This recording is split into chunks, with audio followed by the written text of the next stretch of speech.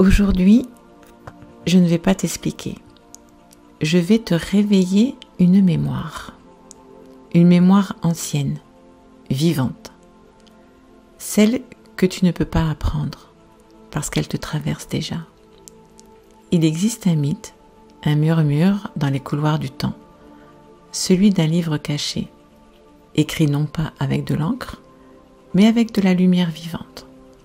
On l'appelait le livre de Thoth, un livre capable de te révéler les lois de la vie, les cycles de ton âme et les portails entre les mondes visibles et invisibles.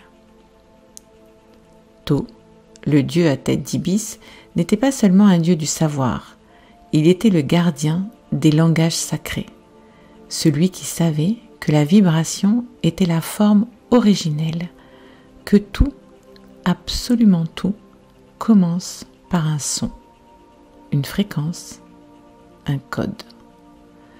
Ce livre était bien trop puissant, trop pur pour être livré au chaos des hommes.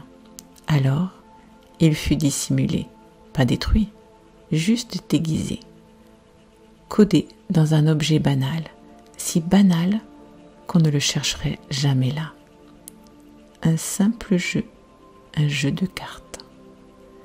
Mais ce jeu cache une géométrie sacrée. 52 cartes, comme les 52 semaines de l'année. 13 cartes par couleur, comme les 13 lunes. 4 familles, comme les 4 saisons, les 4 éléments, les 4 directions. Additionne les valeurs. Tu obtiendras 364. Ajoute le joker, 365.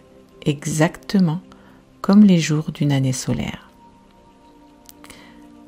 Ce n'est pas un jeu, c'est un calendrier énergétique déguisé, une horloge vivante, une horloge du vivant. Et ta date de naissance, c'est un point d'entrée dans cette structure. Une fréquence précise que tu es venu incarner. Ce que je lis aujourd'hui, ce ne sont pas des prédictions, ce sont des notes oubliées, des fréquences vivantes, ton code sacré.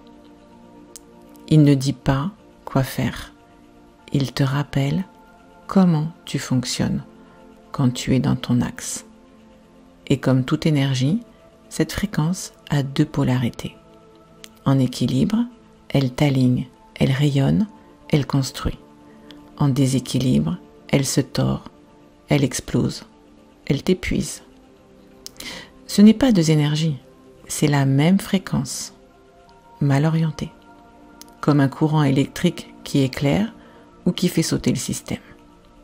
Ton code, c'est ta prise de courant personnel, et les cartes, ce ne sont que des repères, des balises pour retrouver ta vibration source.